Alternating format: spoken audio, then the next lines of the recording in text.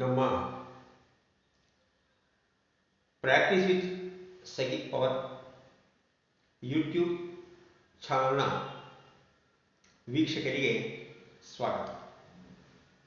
ಇಂದು ನಾನು ಪ್ರಸ್ತಾಪ ಮಾಡಲಿರುವ ಅಂಶ ಆರೋಗ್ಯ, ಅದರಲ್ಲಿಯೂ ಮಧುಮೇಹವಾಗಿ ಸಂಬಂಧಪಟ್ಟಂಥದ್ದು ಹಾಗೂ ಅದಕ್ಕೂ ನಾವು ಈ 3 ದಿನಗಳ ಉಪವಾಸ ಕಾರ್ಯಕ್ರಮಕ್ಕೂ ಇರೋ ಸಂಬಂಧವನ್ನು ಈ ವಿಡಿಯೋ ಮೂಲಕ ನಿಮಗೆ ವಿವರಣೆ ನೀಡಲಿಕ್ಕೆ ಪ್ರಯತ್ನ ಮಾಡ್ತಾ ಇದ್ದೀನಿ. ಇವತ್ತಿನಿಂದ ನಿನ್ನೆಯಿಂದಲೇ ಈ ಸರಣಿ ವಿಡಿಯೋಗಳು ಆರಂಭ ಆಗಿದೆ. ದಯಮಾಡಿ ಪ್ರತಿಯೊಬ್ಬರು ಕೊನೆವರೆಗೂ ನೋಡಿ, ನಿಮಗೆ ಅರ್ಥ ಆಗ್ತದೆ. ಸರಿ, ವಿಚಾರ ಮಾಡ್ತೀನಿ. ಈಗಾಗಲೇ ಹೇಳಿದ್ದೀನಿ, ಮಧುಮೇಹ ಎಂಬ ವ್ಯಾಧಿ, ಅದು ವ್ಯಾಧಿನೇ ಅಲ್ಲ. ನಂತರ ಅದರಿಂದ ಬರುವಂತಹ BP ಇರಬಹುದು, ಕಿಡ್ನಿ ಸಮಸ್ಯೆಗಳಿರಬಹುದು, ಕೊಲೆಸ್ಟ್ರಾಲ್ ಸಂಬಂಧಪಟ್ಟ ವಿಚಾರಗಳಿರಬಹುದು, ಅಥವಾ ಇನ್ನೇನೇನೋ ಹಾರ್ಟ್ ಸಂಬಂಧಪಟ್ಟ ವಿಚಾರಗಳಿರಬಹುದು. ಇವ್ಯಾವುದೂ ಕಾಯಿಲೆಗಳು ಅಂತ ನಾವು ಪರಿಗಣಿಸ್ತಾ ಇಲ್ಲ. ಕಾಯಿಲೆ ಅಲ್ಲ. ಕಾಯಿಲೆ ಎಂತ ಬಿಂಬಿಸ್ತಿರುವ ಒಂದು ವಿಚಾರಕ್ಕೆ ನಾವು ಸಾತ್ವಿಕವಾಗಿ ವಿರೋಧ ಮಾಡುತ್ತಾ ಅದನ್ನು ಹೇಗೆ ನಾವು ಯಾವುದೇ ಒಂದು ಔಷಧಿಗಳಿಲ್ಲದೆ ಹೇಗೆ ವಾಸಿ ಮಾಡ್ಕೋಬಹುದು ಎಂಬುದು ವಿಚಾರವನ್ನು ಪ್ರತಿಪಾದನೆ ಮಾಡ್ತಾ ಬಂದಿದ್ದೀವಿ. ಇದಕ್ಕೆ ಮತ್ತೆ ಗಟ್ಟಿತನ ಬೇಕಲ್ಲ. ಅದಕ್ಕೆ ಈ 3 ದಿನಗಳ ಉಪವಾಸ ಕಾರ್ಯಕ್ರಮ ಇಟ್ಕೊಂಡು ತನ್ನ ಮೂಲಕ ಸರ್ಕಾರದ ಗಮನ ಸೆಳೆಯೋದಕ್ಕೆ ಪ್ರಯತ್ನ ಮಾಡ್ತಾ ಇದ್ವಿ. ಅದಕ್ಕೆ ತಮ್ಮ ಸಹಕಾರ ಬೇಕಾಗಿದೆ, ಸಬ್ಸ್ಕ್ರೈಬರ್ ಸಹಕಾರ ಬೇಕಾಗಿದೆ, ಜನರ ಸಹಕಾರ ಬೇಕಾಗಿದೆ, ಅದರಲ್ಲಿ ಜನರ ಜಾಗೃತಿ ಬೇಕಾಗ್ತದೆ. ಈ ಹೋರಾಟಕ್ಕೆ ನೈತಿಕ ಬೆಂಬಲ ಬೇಕಾಗ್ತದೆ. ಸರಿ, ಮತ್ತೆ ವಿಚಾರ ಬರ್ತೀನಿ. ತುಂಬ ಸ್ಪಷ್ಟವಾದ ವಿಚಾರ ಇದೆ. ನಾನು ಈ ಮಧುಮೇಹ ಸಂಬಂಧಪಟ್ಟಿರ್ತಕ್ಕಂಥ ಯಾವುದೇ ವ್ಯಾಧಿಗಳಲ್ಲ, ಅವು ಸಮಸ್ಯೆಗಳು. ಅದು ಕೇವಲ ಆಹಾರ ನಿಯಮಗಳಿಂದ ಮಾತ್ರ ನಿವಾರಣೆ ಆಗ್ತದೆ ಹೊರತು ಯಾವುದೇ ಕಾರಣಕ್ಕೂ ಔಷಧಿಗಳಿಂದ ಪರಿಹಾರ ಆಗುವುದಿಲ್ಲ. ಮತ್ತಷ್ಟು ಸಮಸ್ಯೆ ಜಾಸ್ತಿ ಆಗುತ್ತಾ ಹೊರತು ಕಡಿಮೆ ಆಗುವುದಿಲ್ಲ. ಇದು ನಾವು ತೆಗೆದುಕೊಳ್ಳುತ್ತಾ ಪ್ರತಿ ಅಂಗಾಂಗವು ಡ್ಯಾಮೇಜ್ ಆಗ್ತವೆ, ಸೈಡ್ ಎಫೆಕ್ಟ್ಸ್ ಆಗ್ತವೆ, ಸಮಸ್ಯೆ ಮತ್ತಷ್ಟು ಉಲ್ಬಣವಾಗುತ್ತದೆ ಹೊರತು ಕಡಿಮೆ ಆಗುವುದಿಲ್ಲ. ಮತ್ತೆ ಕಡಿಮೆ ಆಗೋದು ಒಂದೇ ಒಂದು ದಾರಿ, ಆಹಾರ ನಿಯಮಗಳು. ಮಾನಸಿಕ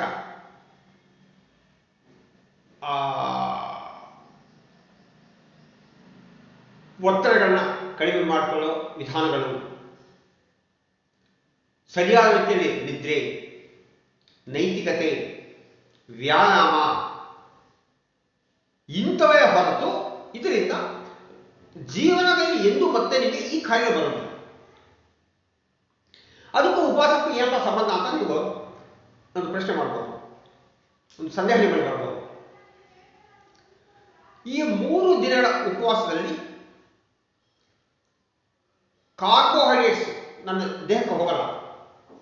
ಅಂದರೆ ರಕ್ತದಲ್ಲಿ ಗ್ಲೂಕೋಸ್ 0 ಆಗ್ತದೆ. ಅದು ಆಲ್ಮೋಸ್ಟ್ 0 ಹತ್ತಿರ ಬರ್ತದೆ. ದೇಹಕ್ಕೆ ಕಾರ್ಬೋಹೈಡ್ರೇಟ್ಸ್ ಬೇಕಾಗುವುದಿಲ್ಲ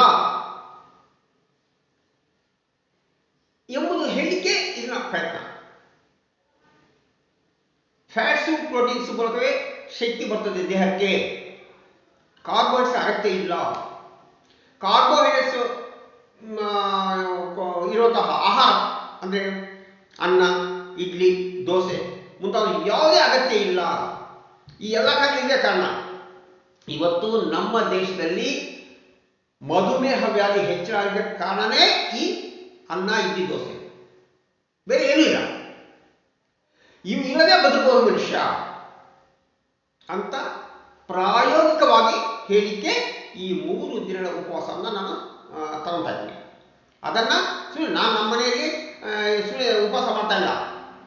ಸರ್ಕಾರಕ್ಕೆ ಪತ್ರ ಬರೀತಾ ಇದ್ವಿ, ಕೇಂದ್ರ ಸರ್ಕಾರಕ್ಕೆ, ರಾಜ್ಯ ಸರ್ಕಾರಕ್ಕೆ, ಇಲಾಖೆಗಳಿಗೆ, ವೈದ್ಯರಿಗೆ, ಮೆಡಿಕಲ್ ಕಾಲೇಜಿಗೆ ಪತ್ರ ಬರೆದು ನೀವು ಬಂದು ಈ 3 ದಿನ ನನ್ನ ಜೊತೆಯಲ್ಲಿ ಗಂಟೆಗೂ ನನ್ನ ದೇಹವನ್ನು ನೀವು ಸಂಶೋಧನೆ ಮಾಡಿ, ಯಾವ ಅಂಗಗಳಲ್ಲಿ ಏನು ಪ್ರತಿಕ್ರಿಯೆ ಬರ್ತದೆ ನೋಡಿ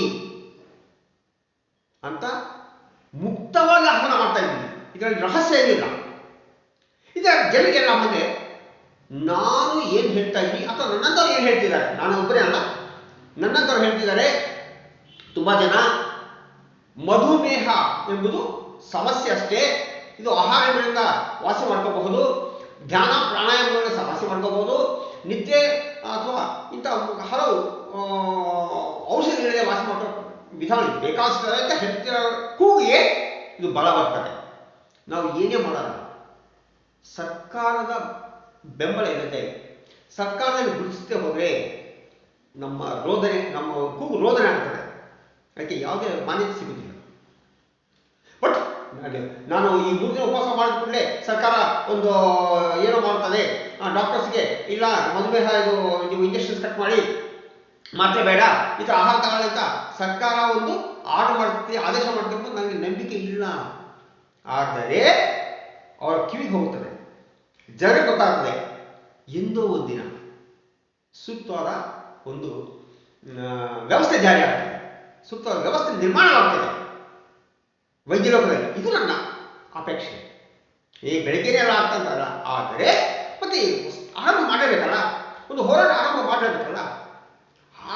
ಆ ಕಾರಣಕ್ಕೋಸ್ಕರ ನಾನು ಈ ಉಪವಾಸವನ್ನು ತೆಗೆದುಕೊಳ್ತಾ ಇದ್ದೀನಿ.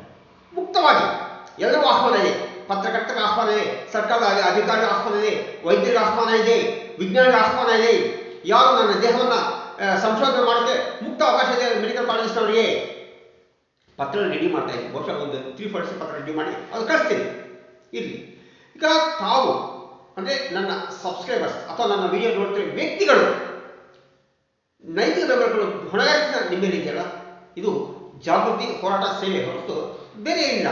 ಸೊ ನಿಮ್ಮ ಆರೋಗ್ಯಕ್ಕೋಸ್ಕರ, ನಿಮ್ಮ ಹಣ ಉಳಿತಾಯಕ್ಕೋಸ್ಕರ ಮತ್ತು ಪ್ರಯತ್ನ ಇದೆ.